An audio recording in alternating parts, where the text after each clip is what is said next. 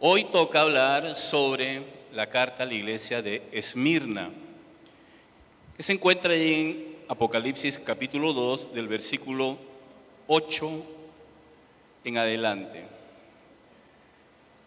Dice así el texto, 8 al 11. Y escribe al ángel de la iglesia en Esmirna, el primero y el postrero, el que estuvo muerto y vivió, dice esto: yo conozco tus obras y tu tribulación y tu pobreza, pero tú eres rico, y la blasfemia de los que se dicen ser judíos y no lo son, sino sinagoga de Satanás. No temas en nada lo que vas a padecer. He aquí el diablo echará a alguno de vosotros en la cárcel para que seáis probados y tendréis tribulación por 10 días. Sé fiel hasta la muerte y yo te daré la corona de la vida.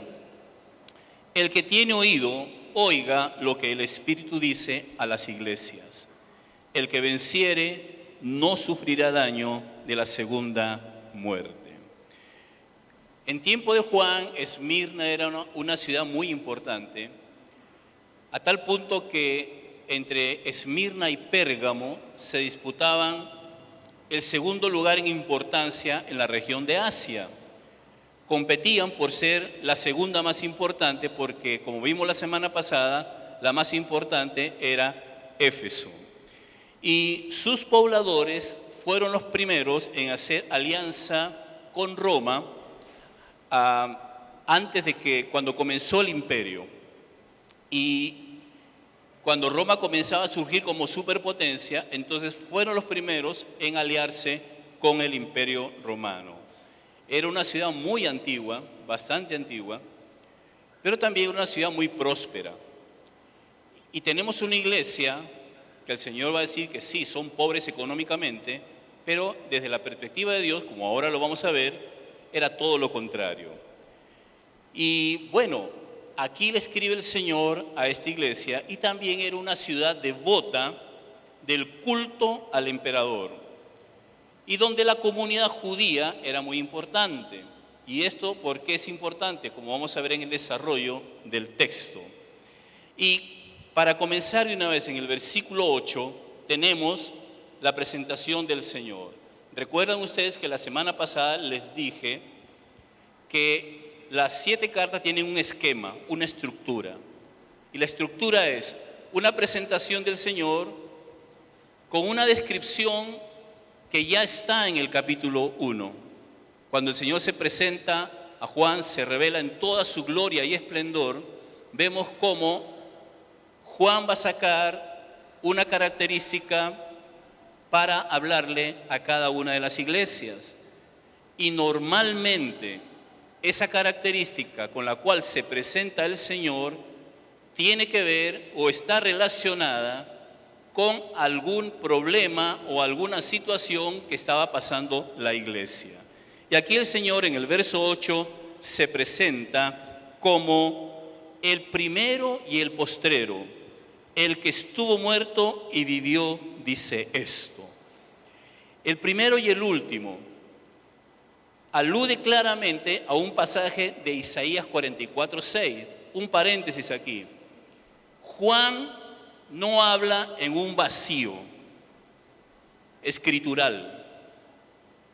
Si analizamos el contenido del Apocalipsis, nos vamos a dar cuenta que Juan va a usar pasajes del Antiguo Testamento y los va a aplicar y a adaptar para sus propósitos. Por ejemplo, capítulo 4, donde se habla de la adoración celestial, donde hay una visión de la adoración celestial, y en esa adoración celestial hay 4 seres vivientes. ¿De dónde saca Juan esos 4 seres vivientes? Uno tiene cara de oso, uno tiene cara de león, uno tiene cara de esto y del otro, 4. Pues esa es una adaptación de Ezequiel capítulo 1. La diferencia es que los seres de Ezequiel capítulo 1 tienen 4 caras cada uno. Los seres que se mencionan en Apocalipsis solamente tienen una. Pero también esos seres que vemos en Apocalipsis capítulo 4 tienen alas.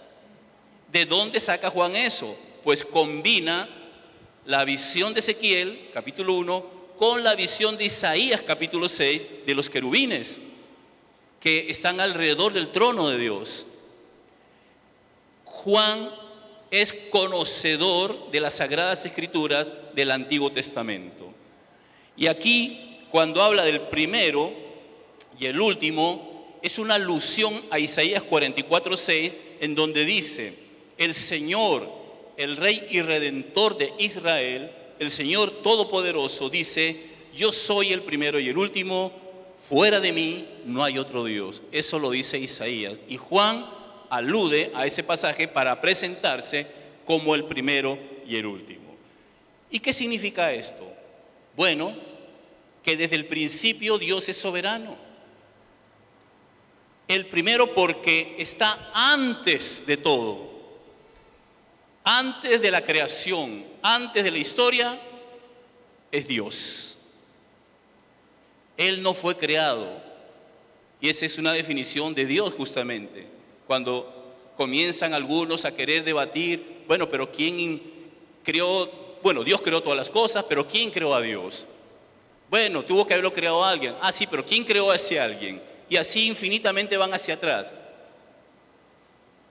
Pero no, desde la perspectiva bíblica de la fe cristiana, Dios es antes que todas las cosas.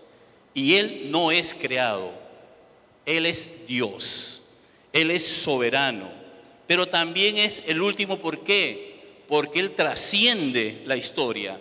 Él va más allá de todas las cosas. No hay nada más allá de Él. Primero y último. Él es el absoluto, el soberano, el que lo llena todo. Y se presenta con estas características aplicadas a Jesucristo. Entonces, también se repite esto ahí en el 22:13 de Apocalipsis, cuando dice otra vez: yo soy el alfa y el omega. Ya cuando concluye la historia, otra vez vuelve a presentarse el Señor: yo soy el alfa y el omega, el principio, el fin, el primero y el último. Pero también se presenta como el que estuvo muerto y vivió. ¿Qué significa esto? ¿Se acuerdan ustedes que le acabo de decir que una descripción del Señor, o la descripción que hay al inicio de cada carta, tiene que ver con algún problema o alguna circunstancia que la iglesia está pasando? Esta iglesia, Esmirna, está siendo atribulada, está siendo perseguida y necesitaba un mensaje del Señor, el único que venció la muerte, que fue atribulado, que murió en una cruz, pero venció la muerte y resucitó al tercer día. Necesitaba esa voz la iglesia, porque era una iglesia, reitero, que estaba siendo perseguida y atribulada. Y aquí llama a los creyentes a ser fieles hasta el fin. Y al vencedor se le va a dar algo, una corona de la vida, y también no van a sufrir daño de la segunda muerte. Hermanos, el único que venció la muerte, y por eso es que nosotros celebramos siempre a Jesucristo, es Él. Y si Él venció la muerte, nosotros también la vamos a vencer. Y no estoy hablando solamente de que algún día vamos a resucitar, porque sí, todos los que hemos creído en Cristo vamos a resucitar si algún día pasamos a la presencia del Señor, sino también que en medio de la prueba y la persecución, el Señor nos va a dar la fuerza para continuar. Y este tema de la resurrección aquí está presente: el que estuvo muerto y vivió. Según 1 Corintios capítulo 15, vea que es central el tema de la resurrección para la fe cristiana. Es columna de nuestra fe, porque si nosotros comenzamos a decir que Cristo no resucitó, hermanos, mejor vayámonos a nuestras casas. Pablo dice: si Cristo no resucitó, vana es nuestra fe no tiene sentido. ¿Y por qué le escribe eso a los corintios? Porque los corintios decían, ok, sí, Cristo resucitó, pero nosotros no vamos a resucitar. Entonces Pablo tiene que corregirle y decirle, no, si Cristo resucitó, nosotros también, los que creímos en Él, vamos a resucitar con Él. Porque Él es la primicia, el primer fruto de la resurrección. Alguien me pregunta, entonces, ¿qué hacemos con los que resucitaron antes? Como Lázaro, como el hijo de la viuda de Naín, como Dorcas. Simplemente ellos son vueltas a la vida en un momento dado, pero el primero que resucitó, porque ellos volvieron a morir. Lázaro resucitó, pero volvió a morir. El hijo de la viuda de Naín resucitó, el Señor lo resucita, pero volvió a morir. Cristo es el primero que muere, resucita y no muere nunca más. Y si Él resucitó, nosotros también vamos a resucitar con Él. Esa es nuestra esperanza. Por eso, hermanos, que cuando nosotros perdemos un ser querido, no nos echamos a morir, aunque duele, pero sabemos que hay una esperanza más allá, porque aquí no termina nuestra existencia. Nuestra existencia va más allá, en la vida eterna. Y tenemos esa esperanza de que algún día vamos a encontrarnos con nuestros seres queridos para nunca más separarnos. ¿Y por qué esta palabra también a la iglesia de Esmirna, como el que estuvo muerto y vivió? Porque la resurrección de Jesús nos asegura la victoria sobre el último enemigo. ¿Y cuál es ese último enemigo? La muerte. 1 Corintios 15, versículo 26 y luego 54 y 55 dice: y el postrer enemigo que será destruido es la muerte. Entonces, cuando nuestros cuerpos mortales hayan sido transformados en cuerpos que nunca morirán, se cumplirá la siguiente escritura: la muerte es devorada en victoria. ¡Oh muerte! ¿Dónde está tu victoria? Oh muerte, ¿dónde está tu aguijón? Pues el pecado es el aguijón que termina en muerte y la ley le da al pecado su poder. Pero gracias a Dios, Él nos da la victoria sobre el pecado y la muerte por medio de nuestro Señor Jesucristo. De tal manera que usted y yo, que hemos creído en el Señor Jesucristo, tenemos asegurada, si permanecemos fieles hasta el fin, tenemos asegurada la vida eterna. Gracias sean dadas a Dios por eso. Y por eso que la iglesia necesitaba este mensaje, porque estaba siendo atribulada. Y después voy a hablar de esto un poquito más adelante sobre lo que es la tribulación. En segundo lugar, versículo 9, hay una descripción de la iglesia según lo ve el Señor. Y dice: conozco tus obras y tu tribulación. Cristo reconoce las obras, no nos dice cuál obras, pero un detalle: al no haber una queja o una acusación en contra de ella, pues deben ser obras buenas. No así la iglesia de Éfeso, en donde a pesar de las obras le dice: pero tengo contra ti que has dejado tu primer amor. En este caso no hay una acusación. El Señor conoce sus obras y su tribulación. Cristo reconoce que la situación no es nada fácil para la comunidad, para la iglesia de Esmirna. Y aquí quiero hablar sobre la tribulación. Y respetando siempre las diferentes interpretaciones o escuelas de interpretación escatológica, que hay varias, y yo sé que la mayoría tiene una escuela o ya se adhirió a una escuela de interpretación, que es la mayoría, pero no siempre la mayoría tiene la razón. Mi humilde opinión, y si no están de acuerdo conmigo, ya saben dónde me encuentran, ¿verdad? A la salida nos vemos. Pero esta interpretación escatológica, la más popular, dice, y le digo por qué, porque yo salí de ahí, yo crecí ahí, yo me formé ahí. Se llama la escuela de interpretación dispensacionalista. Muy bien. En la Escuela Obrero vamos a hablar de eso algún día. Si no aquí en la presencia del Señor, pero ahí hablamos. Bien. Pero hermanos, dice que la tribulación va a comenzar cuando haya un llamado rapto o arrebatamiento de la iglesia. Muy bien. Y ahí se va a desatar una persecución contra la iglesia. Primero pasan 3 años y medio, después de esos 3 años y medio se manifiesta el pisuicas y todas esas cosas, ¿verdad? Bueno, déjeme decirle que yo discrepo, amigablemente. Sigamos siendo amigos. Si usted discrepa conmigo, sigamos siendo amigos, ¿verdad? Está bien.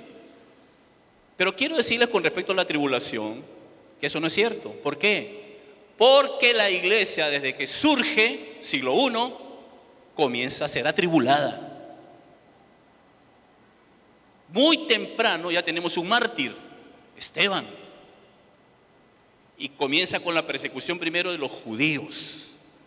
Después, posteriormente, ya al separarse la iglesia, que originalmente eran todos judíos, los romanos pensaban que eran una secta los judíos, por lo tanto no los tocaban. Pero cuando se dieron cuenta que ellos no eran de la fe judía, sino que eran algo diferente, comenzaron a darle a ellos también, a perseguirlos.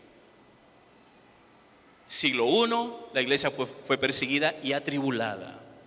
Y estamos en el año 95, después de Cristo, cuando el terrible y bestial Domiciano, el emperador de Roma, está empleando todo su poder político, económico, militar y religioso para perseguir a la iglesia. Todo el poder imperial, el brutal y bestial Domiciano lo usa para perseguir a la iglesia y atribularla. Pero eso no es solo eso. En el siglo II también, en el siglo III también. En el siglo IV iniciando para un poco. ¿Por qué? Porque se da lo que yo llamo un matrimonio antinatural entre iglesia y Estado. Constantino en el 313 da un decreto de tolerancia para no perseguir a los cristianos y respetarle su fe. Y ahí, hermanos, la iglesia comienza en decadencia. ¿Por qué? Porque se hizo popular la iglesia. Ya no entraban a la iglesia a ser parte de la iglesia por creer en Cristo Jesús, sino porque había favores políticos y económicos. Entonces entró mucha gente en masa a la iglesia y era gente no convertida, no nacida de nuevo. Y la iglesia se llenó de esa gente y los obispos comenzaron a corromperse. 313 con Constantino. Pero ahí no termina todo. En el 381 después de Cristo, Teodosio el Grande declara como oficial la religión cristiana para todo el imperio. Noten ustedes cómo va desarrollando eso el asunto. Y ahí, hermanos, fue peor el asunto. Porque la iglesia que una vez fue perseguida, ahora con el poder y con el apoyo político y como declarada religión oficial del imperio, de ser perseguida pasa a ser perseguidora. Ya no aceptaba disidencias, ya no aceptaba otras opiniones, y si alguien opinaba diferente, le caían encima. Y otra vez, esa iglesia ya desviada doctrinalmente, ahora comienza a perseguir a los verdaderos cristianos, a los que decían hay que volver a la sencillez y a la pureza del cristianismo y del evangelio. Y ellos decían, no, nosotros somos la iglesia, somos los representantes, y ahí se va desarrollando, hermanos, una serie de cosas que durante 1000 años se va a conocer como el oscurantismo.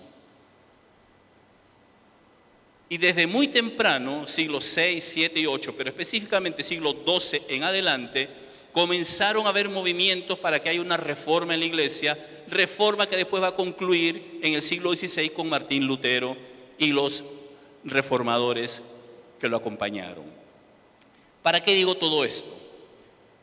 Para decirles, hermanos, que no estemos esperando un evento para que comience la tribulación, porque desde el siglo I ya estuvo. El hecho que aquí en Occidente no estemos sufriendo como nuestros hermanos allá en otros lugares donde sí los están decapitando, donde sí los están masacrando, donde los están crucificando vivos, donde están quemando iglesias en Nigeria, pero con gente adentro, donde están secuestrando a las señoritas, a las hermanitas cristianas para hacerlas esclavas sexuales de los musulmanes, donde a usted lo ponen aquí, sus hijos allí, y le dicen, renuncia a Cristo. Si no renuncias a Cristo, matamos a tus hijos. Eso está pasando hoy, no hoy, de hace tiempo, en esos lugares. Cuando me estaba preparando, capacitando para entrar en el ministerio La Voz de los Mártires, escenas como esa nos presentaban en videos y nos daban capacitación y hacían estas preguntas. Y yo sé que se les va a estrujar el corazón a ustedes padres, porque a mí se me estrujó y yo no respondí. La pregunta: si usted estuviera en una situación parecida, donde usted está aquí y sus hijos ahí, y le dicen, niega tu fe o matamos a tus hijos, ¿qué haría usted? Me preguntan a mí, ¿no? En esa capacitación. No quiero jugar de valiente, hermanos, no lo soy, soy como ustedes, pero yo no respondí. No respondí. Solo pensar, porque uno ama a sus hijos con un amor feroz, daría la vida por ellos. Solo pensar en esa escena es lo que me está pasando en este momento, un escalofrío. No puedo responder esto, no lo sé. Tendría que estar en el momento. Y yo sé que ustedes también están pensando lo mismo, porque ustedes aman a sus hijos. Aunque sean mal portados, pero los amamos, ¿no? Son nuestros hijos, sí, son nuestros hijos. Eso está pasando la iglesia hoy, allá. Y por eso les dije cuando comenzamos esta serie, si aquí no estamos pasando esto, no significa que la iglesia no lo esté pasando. Porque no existe una iglesia occidental y una iglesia oriental. No, existe una sola iglesia, la iglesia de Cristo. Por eso aquí, ¿ve? Yo soy iglesia. Y de broma en broma le digo a una hermana, yo también soy iglesia. Sí, pero yo soy, por mi tamaño, soy mega iglesia. Entonces, un poquito más. Bueno, pero son iglesia, son nuestros hermanos. Y ahora, hermanos, imagínense. Allá están pasando eso y muchos están muriendo por la fe. Con menos que eso, aquí en este lado, muchos abandonan la fe. Por menos que eso. Solo porque el hermano le sacó la lengua, aquí no hay amor, me voy. Solo porque el pastor no lo saludó, y si no lo saludo no es porque no quiero, hermano, sino porque ustedes me entienden, ¿verdad? Pero no es que yo los amo a todos ustedes. Que ustedes me amen a mí no lo sé, pero yo los amo. Yo los amo a todos, en serio. Hermanos, por menos que eso, muchos renuncian a la fe. Ahora se imaginan si pasara eso aquí. Solo para reflexionar. Pero el punto que quería demostrar es este. La tribulación está desde el primer siglo hasta el día de hoy. Así que no esperen algo llamado, como les acabo de decir, para que digan, uy, va a comenzar la tribulación. No, ya comenzó. Ya comenzó. ¿Cómo creen ustedes? Los cristianos en la Rusia soviética, 1917. La KGB adoctrinaba a los hijos para que los hijos acusaran a sus padres, de la KGB, si tenían una Biblia. Y muchos niños, pensando que el partido era el Dios y había que obedecerle, decían, en mi casa hay una Biblia. Llegaba la policía, los agarraban y los mandaban a los gulags. En Corea del Norte, cuando hubo la guerra entre el norte comunista y el sur capitalista, había un avivamiento en Corea. Hermanos, ¿y qué hacían los comunistas con los cristianos en Corea? Los sepultaban vivos. Y todo eso se da hoy en países musulmanes, en países ateos como China, Corea del Norte, etcétera, etcétera. Entonces, hermanos, esto es un llamado a la reflexión. La iglesia de Esmirna estaba siendo atribulada. Así que, hermanos, oremos, hagamos conciencia de que si nosotros aquí no la estamos pasando como ellos, no significa que la iglesia en general la esté pasando. Una parte nuestra está sufriendo allá. Oremos por ellos, oremos por nuestros hermanos, porque necesitan valor, fuerza para soportar todo esto. Pero también le dice, tu pobreza, pero eres rico. Esta es una congregación pobre, con pocos recursos económicos, en una ciudad próspera. Sin embargo, el criterio del Señor con esta iglesia difiere del criterio humano. Porque le dice, sí, ciertamente eres pobre, pero para mí eres una iglesia rica. Vean el contraste con la iglesia de la Odisea, capítulo 3, más adelantito. Vean que para el criterio humano la iglesia de Esmirna era pobre, pocos recursos, no tenía los lujos que tenían otras, pero el Señor que conoce la iglesia dice, tú eres rica. Contrario a esto, vea lo que le dice a la iglesia de la Odisea. Me voy a adelantar un poquito. Escribe el ángel de la iglesia en la Odisea, 3:14. He aquí el amén, el testigo fiel y verdadero, el principio de la creación dice esto. Yo conozco tus obras, que ni eres frío ni caliente. Ojalá fueses frío o caliente. ¿Y por qué esta pregunta? Porque uno diría, bueno, entre frío y tibio, está mejor el tibio, ¿no? Está un poquito más caliente, ¿no? La lógica. No estoy tan caliente, pero estoy más o menos caliente. Estoy tibio, estoy mejor que el frío. Pero el Señor dice, no, ojalá fuera frío o caliente. ¿Por qué? Porque tanto el frío como el caliente necesitan de Dios. El frío porque necesita de Dios. Y el caliente porque necesita más de Dios todavía. Pero el que es tibio está frío, pero quiere aparentar estar caliente.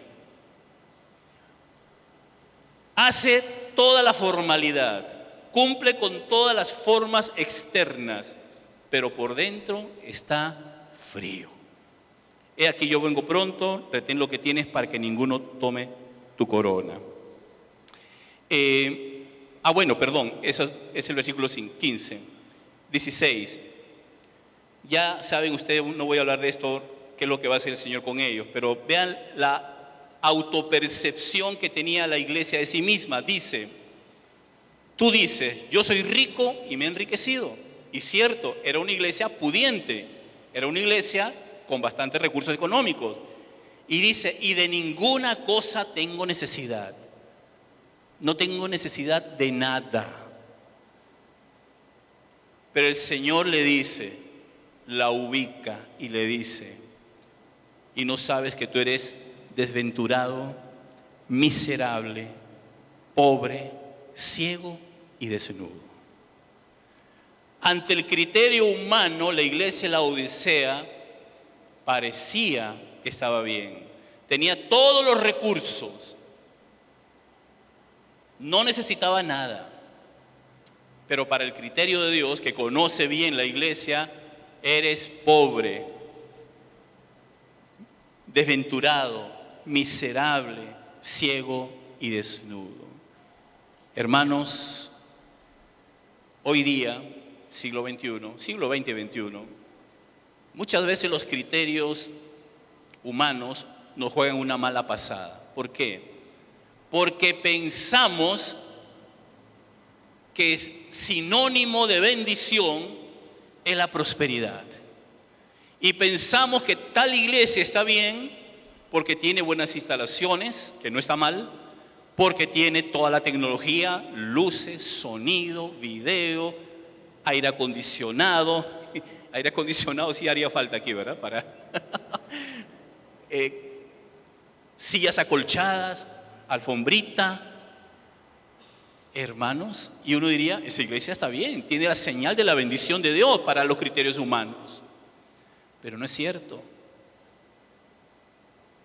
No necesariamente es así. Y digo, subrayo, no necesariamente. Porque yo creo que si producto de ser fieles a la palabra de Dios, de un buen discipulado, de la proclamación del evangelio, de una enseñanza sana, y si la iglesia crece en todo, está bien que vengan todas esas cosas. Pero cuando eso se convierte en un objetivo en sí mismo, sin tener en cuenta a Dios, hermanos, ahí estamos mal. Ahí estamos mal. Entonces, no necesariamente una iglesia con abundancia, con muchos recursos, que no está mal los recursos, hermanos, es de la bendición del Señor, como la iglesia de la Odisea. Eres rico. Hay un contraste aquí entre ellos y la iglesia de la Odisea. Los criterios con los cuales nosotros juzgamos una iglesia, hermanos, no son los mismos con lo que juzga el Señor. Una vez me invitaron a una iglesia allá, la Uruca de Acerrí. La Uruca de Acerrí. ¿Alguno conoce ese lugar? De hecho, hay un ministerio que se llama Ministerio en las Montañas. Así se llama. Un hermano sencillo. Y fui allí adentro. El bus entra en la mañana y sale en la tarde. Eso es todo. Allá adentro. Y fui 10 hermanos en total. 10 hermanos. 10 hermanos, ¿está bien? Hermanos, pero para los criterios humanos, esa sería una iglesia que no tiene el favor de Dios. Sencilla, sin muchas sillas de plástico, una guitarrita, una panderetita por ahí, piso de tierra, ya está. Pero hermanos, déjenme decirle que ahí estaba la presencia del Señor. La presencia del Señor no depende de la estructura, no, depende de cómo venimos a adorarle al Señor, cómo venimos a rendirle culto a Él. De nosotros depende. Y ese pastor ahí dirige ese ministerio de la montaña. Y me decía, yo estaba en la montaña, me decía, ¿ves allá esa montaña? Me decía, allá hay una iglesia, yo voy. Y ves allá, se llama tal lugar, no me acuerdo el nombre. Allá también hay otro grupo, allí yo voy. Ese hombre durante la semana recorre 5 iglesitas. Qué lindo. Vea qué amor por la obra que tiene ese hermano. Y no son iglesias, grupos grandes, son iglesias de 10, 15, lo más 20 personas. Pero el amor que Dios le puso a él por la obra, hermanos, vale oro. Mis respetos y mi admiración para ese ministerio, ¿no? Por contraste, escuché a un varón de aquellos que salen en cierto canal, ¿no?, decir, a mí invítenme a una iglesia de 5,000 personas. No me inviten a una iglesia de 100, 200 o 300. Porque yo voy donde está la bendición de Dios. Vea lo que se dejó de decir. Vea lo que se dejó de decir este bandido. Y mucha gente lo tiene como un gran apóstol. Que el Señor lo tenga en su santa gloria. Bueno, pero también dice la blasfemia de los que dicen ser judíos y no lo son, sino sinagoga de Satanás. Muy bien. ¿A qué se refiere esto, básicamente? Bueno, les dije que había una comunidad judía. Esa comunidad judía, o más bien los judíos, en diferentes ciudades del imperio, había momentos que se aliaban con el imperio para ir contra los cristianos. Los judíos, como odiaban al cristianismo, odiaban a Cristo y odiaban a los cristianos, se aliaban con los romanos y los acusaban para que fueran perseguidos. Y hasta el día de hoy, hermanos, respeto otra vez su posición. Respeto que usted diga, ore por Israel. Bueno, ore por Israel, pero ore por todos los pueblos. ¿Por qué solo por Israel? Le voy a decir algo, más del 90% de israelitas hoy día en Israel odian a Cristo y odian a los cristianos. Son ateos. Persiguen a los cristianos. Yo digo, sí, yo oro por Israel, pero también oro por los palestinos, oro por los árabes, oro por los musulmanes, oro por los chinos, oro por los budistas, por todos. Porque resulta que ahora, como dice Pablo en Gálatas y Romanos, ya no ser judío por ser de la nacionalidad judía, sino que ser judío por la fe en Cristo Jesús. Se es del pueblo por la fe en Cristo Jesús. Por eso es que Pablo va a decir en Gálatas y Romanos, los que son de la fe son la iglesia, son descendientes de Abraham. Por eso se le llama el padre de la fe. Porque Abraham creyó antes de la ley. Abraham no era judío. Abraham no era judío, era pagano. Era de Ur de los Caldeos. Pero Dios en su misericordia lo elige para que a partir de ahí surgiera un linaje y en su descendencia, Cristo Jesús, fueran benditas todas las naciones de la tierra. Por eso que tenemos aquí de todas las nacionalidades ahora formando parte del pueblo de Dios a través de Cristo. Si no está de acuerdo conmigo, otra vez a la salida hablamos. Entonces, por eso dice la blasfemia de los que se dicen ser judíos y no lo son, sino que los acusa fuertemente, si no son sinagoga de Satanás. Qué duro, pero no es tan duro para lo que le dijo el Señor. ¿Se acuerdan ustedes en una controversia, en un fuerte enfrentamiento que tuvo Jesús con los judíos, con los fariseos especialmente, allí en el Evangelio según San Juan? Y ellos le decían, lo acusaron al Señor que Él es hijo de fornicación. Y el Señor, como no se quedaba callado, en algunas ocasiones no se quedaba callado, se las aplica y les dice, ustedes son hijos de vuestro padre el diablo. Así que no está diciendo nada nuevo, Juan. Ya el Señor lo dijo, ustedes son de vuestro padre el diablo. Así que, hermanos, sí es duro, claro, pero ya el Señor lo había dicho anteriormente. En tercer lugar, hay una promesa del Señor en medio de la prueba. La primera promesa o la primera palabra es no temas. La primera exhortación aquí, no temer, es central en el mensaje del Apocalipsis. ¿Por qué? Porque Apocalipsis capítulo 21, versículo 8, entre las personas que van a ser parte del reino, dice, pero los cobardes e incrédulos, los abominables y homicidas, los fornicarios y hechiceros, los idólatras y todos los mentirosos tendrán su parte en el lago que arde con fuego y azufre, que es la muerte segunda. ¿Quién encabeza la lista? Los cobardes. Qué tremendo, ¿verdad? Uno diría que no es un pecado tan grave, ¿no? Uno de vez en cuando tiene miedo, pero en el contexto del Apocalipsis, hermanos, se demandaba de la iglesia valor, firmeza, fidelidad.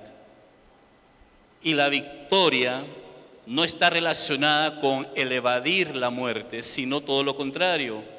Victorioso es aquel que a pesar que murió, fue fiel, no renunció al Señor, no siguió la corriente del mundo, no adoró al emperador, no se echó para atrás, sino que más bien soportó la prueba y con valor enfrentó su destino. Y por eso que al final va a decir: sé fiel hasta la muerte y yo te daré la corona de la vida. Entonces, hermanos, si bien es cierto, y una aplicación rápida para nosotros es que hay momentos en la vida, como iglesia, como familia, como personas, que enfrentamos cosas y nos embarga el temor, el miedo. El miedo paraliza, ¿cierto? El miedo paraliza. Y el enemigo es experto en intimidar. El diablo está como león rugiente, dice, buscando a quien devorar. Y a veces, hermanos, hay presencias y hay ataques que uno dice: este enemigo, claro, pero si uno se mantiene fiel, resistid al diablo, dice el apóstol Santiago, y huirá de vosotros. Valor ante la prueba, no teman. Y aplica aquí el pasaje de Salmo 23, cuando el salmista dice, y lo digo aquí porque lo tuve que aplicar en mi vida en un momento muy terrible. Yo decía, se me vino a la mente esto y fue el Espíritu Santo y me agarré de ahí y dije: aunque ande en valle de sombra de muerte, no temeré mal alguno, porque tú estarás conmigo. Y me agarré de eso, hermanos, y gracias a Dios salí victorioso, o el Señor me dio la victoria. Esa es la demanda del Señor para nosotros, que Él le hizo a sus discípulos cuando le dice: si alguno quiere venir en pos de mí, y este es el precio del discipulado, si alguno quiere venir en pos de mí, niéguese a sí mismo. ¿Por qué le dice niéguese a sí mismo? ¿Por qué no le dice niega las posesiones, niéguese a su familia? Porque eso es más fácil. El negarse a uno mismo es lo más difícil, porque uno apela a sus derechos, a su ego.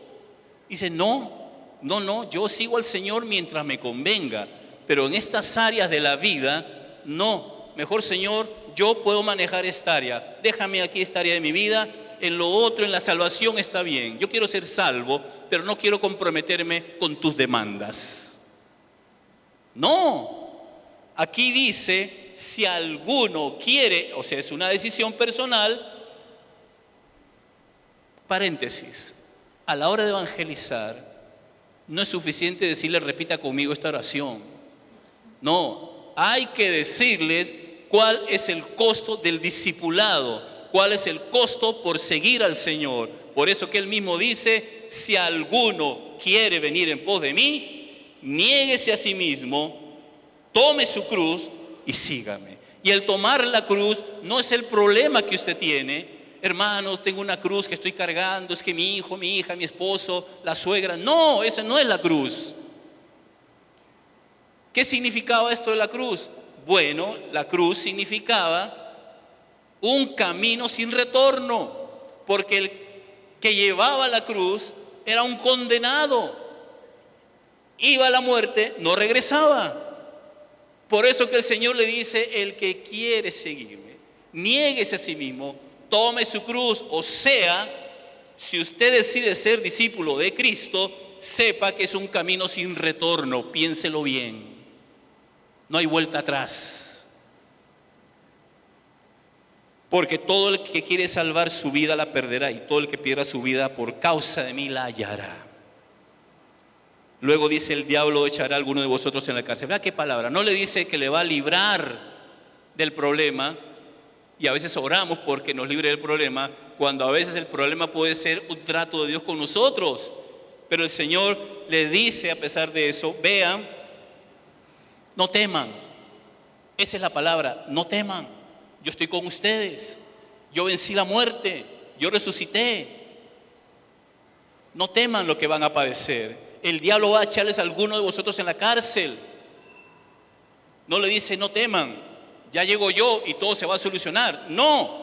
Y todavía le dice, tendrán tribulación por 10 días. 10 días, estamos en un lenguaje simbólico, es un periodo corto de tiempo. Van a sufrir, pero es corto el periodo. Tranquilos. Y la palabra de ánimo que le da la iglesia y nos da a nosotros también es esta: sé fiel hasta la muerte y yo te daré la corona de la vida. O sea, eso se llama discipulado radical. Llevar la fe en Cristo hasta las últimas consecuencias. No dice sé fiel hasta que me quede sin trabajo. No dice sé fiel hasta que perdí mi matrimonio. No dice sé fiel hasta que el problema sea muy grande de tal manera que no lo puedas soportar. No. Fidelidad hasta las últimas consecuencias. El apóstol Pablo, ahí en su segunda carta, la última, en su último testamento, capítulo 4, versículos 7 y 8, dice: he peleado la buena batalla, he acabado la carrera, he guardado la fe. Por lo demás, me está guardada la corona de justicia, la cual me dará el Señor juez justo en aquel día, y no solo a mí, sino también a todos los que aman su venida. ¿Cuántos aman la venida del Señor? Igual reitero, quiero que el Señor venga ya. Y por último, una advertencia. La advertencia es: el que tiene oídos, oiga. O sea, tómense en serio el mensaje que el Espíritu le está dando a ustedes y a nosotros también. Tomemos en serio esto, amados hermanos. No es cualquier persona quien nos está comunicando, es el Espíritu que está hablando a la iglesia. El que tiene oídos, oiga. Y el que venciere. ¿Y quién es el vencedor? Ya lo dije, el que a pesar de la muerte o la persecución o la tribulación, soportó y fue fiel al Señor Jesucristo.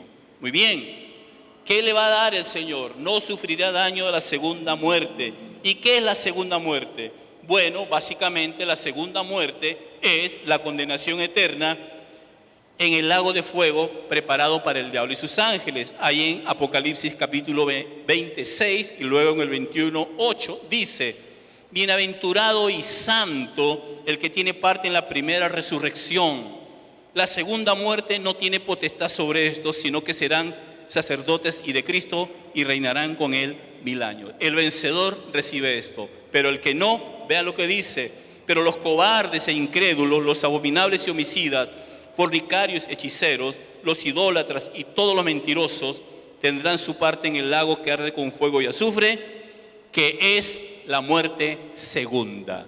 El vencedor no va a sufrir daño de esta muerte, vamos a tener la vida eterna. Quiero contarles una historia. Seguramente ustedes ya la han conocido, porque algunos dicen: pastor, pero esto es muy... eran ellos. No, esta historia es real. Esta historia pasó. Y permítame estos minutos para decírselas. En 1841 llegaron unos misioneros de Gales a un estado allá en la India y predicaron el evangelio. Era un grupo de misioneros bautistas. A veces tildamos a los bautistas de fríos. No, hermano, estos hermanos bautistas son tremendos misioneros también, igual que los reformados, igual que otros grupos, ¿no? Aman a Dios y hasta dan la vida por el Señor. Era una región muy peligrosa para predicar, porque era un pueblo hostil y agresivo. Eran de una religión animista que creían en que todo se mueve porque es un espíritu el que está moviendo esto. Si esas hojas se están moviendo no es por el viento, es porque un espíritu los está moviendo. Bueno, producto de la evangelización se convirtió un hombre llamado Noxen y su familia. Bueno, el jefe del pueblo se entera de que este hombre se hizo cristiano y el jefe con los demás del pueblo llevan arrastrados a este hombre con su familia a la plaza principal y le comienzan a decir que si no renunciaba a su fe, sus hijos serían ejecutados. Ante esto, ¿qué respondió el hombre? He decidido seguir a Jesús, no hay vuelta atrás. Qué lindo, ¿verdad?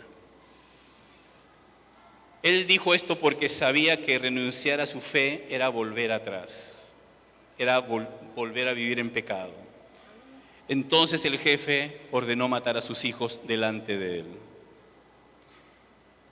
Otra vez le dice, el jefe del pueblo le dice a Noxén que si sigue renunciando a su fe, su esposa va a morir. Y él dice, aunque nadie se una a mí, aún así lo seguiré. No hay vuelta atrás. Y mataron a la esposa delante de él. Al escuchar esto, el jefe le exigió a Noxén que renunciara públicamente a su fe o él iba a morir. Él respondió lo siguiente: he decidido seguir a Cristo, no hay vuelta atrás, no hay vuelta atrás. Y antes de morir, él dijo lo siguiente: la cruz delante de mí, el mundo detrás de mí, no hay vuelta atrás, no hay vuelta atrás. Y entonces lo mataron. Este jefe de la tribu quedó impresionado por la fe de este hombre.